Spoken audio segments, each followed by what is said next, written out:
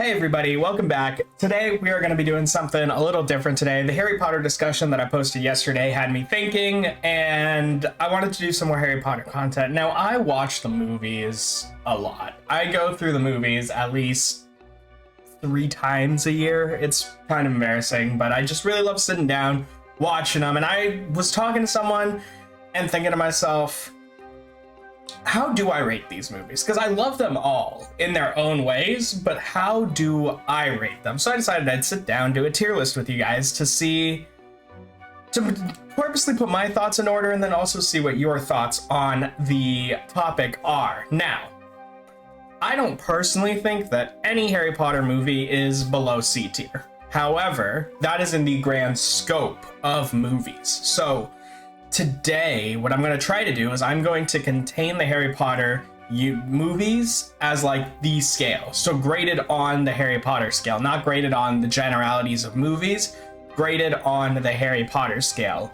Where would I place each movie? So hopefully that makes sense. I'm not comparing like Sorcerer's Stone to like all movies in the world. This is just how does Sorcerer's Stone stack up to Deathly Hallows Part 2? Or something like that. So let's get started with the Sorcerer's Stone. So the Sorcerer's Stone, I actually credit as helping me get through the first book. The first book for me was very difficult to get through when I first started reading it. And I had given up halfway through it, thrown in the VCR, the movie into the VCR to get me through the rest of the book. And actually, by watching the movie, it made me want to go back into the book. So I actually think that it did a great job, especially if you were like a parent and you're like, oh, well, I guess we'll go watch the movie. And then I wouldn't be surprised if there was kids like me that, watched the movie, then was like, oh, I got to read the rest of the books. So I think that it did a solid job introducing the world of Harry Potter. I think it did a very solid job with Quidditch. I think that it was a very well-paced, well-themed, like well-paced, well-shot, great effects movie. I think Fluffy looked amazing for that time. So I think I'm going to start by giving Sorcerer's Stone, let's put it in the A tier for now. And then we will move... Ooh, I have my Grammarly on. Got to get that out of there. And then we will move on from there. So let's start next with the Chamber of Secrets. Now, confession, The Chamber of Secrets, oddly, is my favorite Harry Potter book. I think that there was something about like 13-year-old me figuring it out. Like I love mythology, so when I was like, oh, something is going on where these people are being turned to stone and Harry can hear these things, and then I remembered making the connection. I'm just like, oh, could it be a snake? Because Harry could talk to snakes. Like I was very impressed with myself, and because I knew what the monster was, like I knew about the basilisk and its history, I was very excited to see that I was right. In terms of the movie, I think that Dobby looked amazing. I think that the basilisk puppet looked horrifying. I think that the pacing of the story was really well done. I think that while it did cut out things like the Death Day party, I didn't miss it too badly. So I think that there was very little I have to critique about this movie. I mean, the Quidditch match, I think got boosted up. I think that the character of, Hagrid got explored a little more. You really grew to love Hagrid after this movie if you didn't before. Aragog and the whole forest, the flying car effects, it was so good. And because it's a personal bias of mine, because it is my favorite book in the series, I'm gonna slot this one into S tier. Yeah, bite me, I don't care. All right, another S tier. It goes to the best shot movie in the entire series is The Prisoner of Azkaban. The Prisoner of Azkaban is very strong. It's a great book. It's a great adaptation. I cannot remember. I'm gonna Google it. Forgive me for being a sinner here. Open up a window here.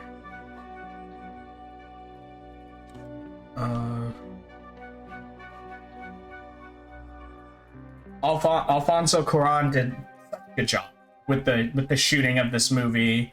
The time turner scene was really well done. You weren't ever confused about how it worked. I think they explained that very well. I think the flying scene with the hippogriff with Buckbeak, Harry flying on Buckbeak, I think that was great. Man,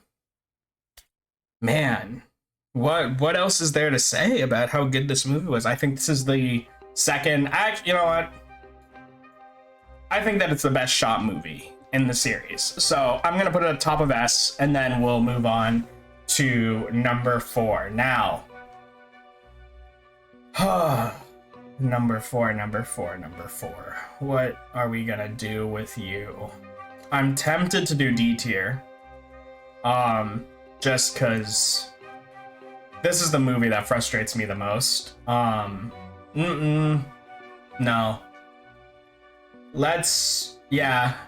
Okay, so I'm gonna explain this a little bit later, but I think that this is the worst or second worst Harry Potter movie in the context of the Harry Potter movies. Of course, it's not a D tier in comparison to other movies. I hope that is abundantly clear. It's a D tier in comparison to adaptations to the book. I think that the lack of Dobby, the lack of Winky, the lack of the Quidditch World Cup, I think that the Dumbledore said calmly, I think, oh my goodness, there's so much. I think that, like, God, the mystery behind what Barty Crouch is doing, the Mad Eye reveal, I think that, you know, not that Neville helping Harry was bad. I hate that that didn't involve Dobby the way it should have.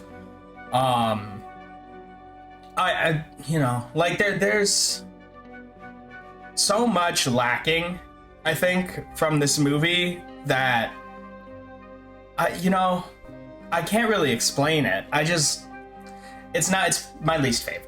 So I'm gonna put it there, and we can talk about it, we can adjust it when I'm doing more overviews of it. I just think that the director of this movie had such a difficult task ahead of them, given that the book is huge, and to condense it, I understand they had to make it a movie that was, condensed. There's action to it. I think the underwater scene, the fight with the dragon, the fight in the courtyard, these are all things that are great. Like, they're undeniably great. I think if I was placing it in terms of like movies in general, it would be in B tier, but in comparison to the Harry Potter movies, I'm giving it a D.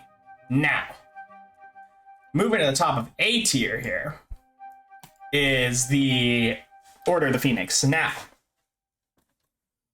Order of the Phoenix is quite possibly the worst book in the Harry Potter series. It drags. It drags a lot, and it is not fun for a vast majority of the story. And I know it's not supposed to be. I mean, Voldemort just came back from the dead. There's a ton of tension in the air. The book feels very tense, and the movie feels very tense as well. But the slog of the books, Harry getting detentions, Harry getting this happening to Harry, this happening to Harry. It's a beatdown. It's an emotional beatdown of a book. The movie, I actually think, does this perfectly. It trims the fat so perfectly from the book to make this movie fly by. You still hate Umbridge, you still hate Bellatrix, you still get that really cool fight between Voldemort and Dumbledore in the atrium, in the Department of Mysteries. You get so much good out of this movie. You get Guap. You get I hope I said that right. You get the Order of the Phoenix itself. The casting's really good. The introduction's really good. You get Dumbledore's army, and that's still available in it. Once again, I wish that Dobby was more involved, but it is what it is. I think that it's really powerful. It still makes you cry. I think it adds a scene that I love that I'm gonna cut in here.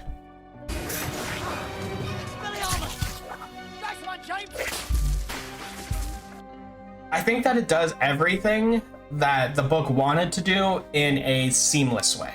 And for that, I give it an A. It's not my favorite. Would I pick to watch it over Prisoner of Azkaban or Chamber of Secrets? No. But outside of that, it's probably my third go-to movie. All right. Half-Blood Prince. Lord, I am torn. Which one of these do I dislike more? Because one of them's going down to D tier. And it might be Half-Blood Prince, which is unfortunate. Because I think Half-Blood Prince is the second best book in the entirety of the series. But my God. What? I mean, you can make an essay on just what they did to Ginny in this book, but you know, I'm thinking about that scene in the burrow that was so unnecessary and so uncomfortable. I'm thinking of the amount of teen romance drama that is in the book, but so not important, and it's like we get that instead of, you know, I mean, like, just more information on the Half-Blood Prince. Like, Snape, why does he call himself the Half-Blood Prince? You don't learn until book 7. Or, you don't learn until movie 7 or movie 8. Like, it blows my mind with some of the decisions they made. I think Slughorn is excellently cast. I think this is Dumbledore's best movie. I think it really shows Dumbledore. There's a scene that was added, I think. I can't remember off the top of my head, but there was a scene that I think was added to the movie where Dumbledore is asking Harry about Hermione, and I thought that was funny, because that's definitely something a teacher would do to a student that they're close to. I think it does a great job showing the relationship between Harry and Dumbledore and why that loss means so much to him. I think it shows the grim reality of the wizarding world at the time. But man, it was disappointing. It was very disappointing to see the way they did. They focus so much on the romance and not enough on the actual things that made me love this book so much. The Draco mystery, we get some of it, but it's like the Draco mystery. How's he getting the Vanishing Cabinet to work? The stress that he's under, really getting to see that.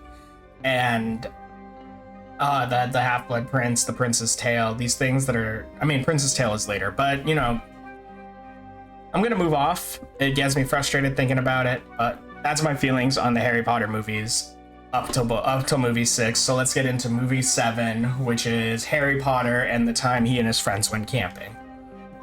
I'm just kidding. It's not that bad.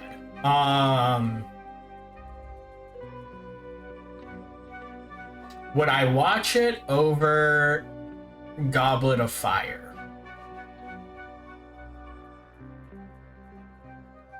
Yes. No. Okay.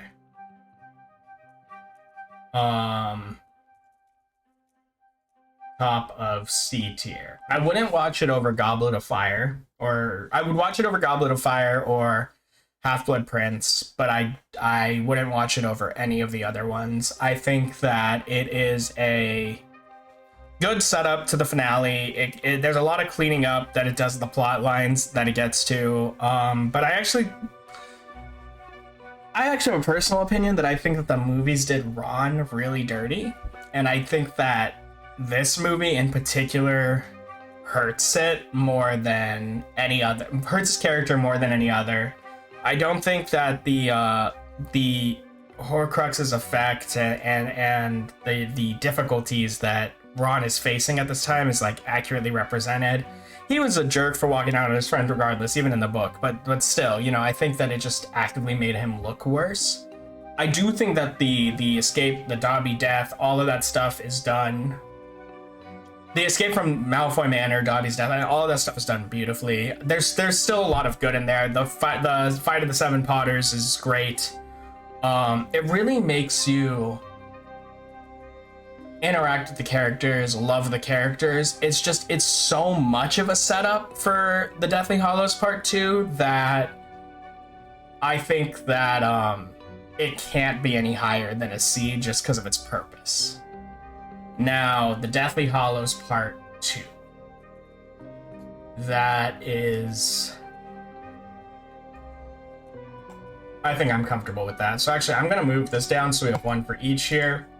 But Deathly Hallows Part 2. Would I watch it over Sorcerer's Stone? Yes. Would I watch it over Order of the Phoenix, Prisoner of Azkaban, Chamber of Secrets? No. But it is really good. Obviously. You see, when I think about this movie, I really think about the way that Voldemort dies.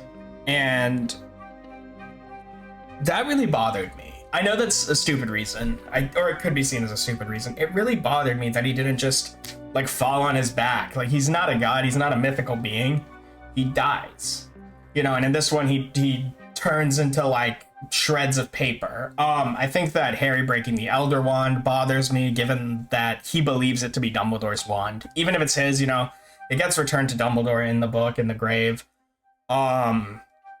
But the Prince's Tale that we get is beautiful. I think that the introduction with Lily, or not the introduction, but the understanding with Lily and Snape, I think that's really good. I think it's beautiful the way that Harry says goodbye to all of his, like, I think it's beautifully adapted the way Harry's death happens.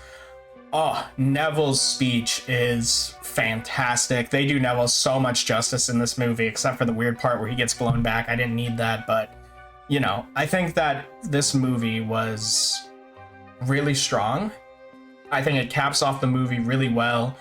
I don't remember if it's in the book, but the Hermione saying "I'll go with you" line crushes me every time I see it. So overall, I think I'm happy with these rankings. If you have a different opinion, let me know. I will be ranking the books later. Thank you all so much for watching this video. If you enjoyed, please be sure to like, comment, and subscribe. On our end screen right here, you have a list to my other Harry Potter videos, and you should see a playlist that starts off my Hogwarts Legacy live stream in case you're interested in getting more Harry Potter gaming content. Once again, if you enjoyed, it would mean a great deal if you could hit that subscribe button, ring the bell for me, and until next time, have a great rest of your day. Peace out.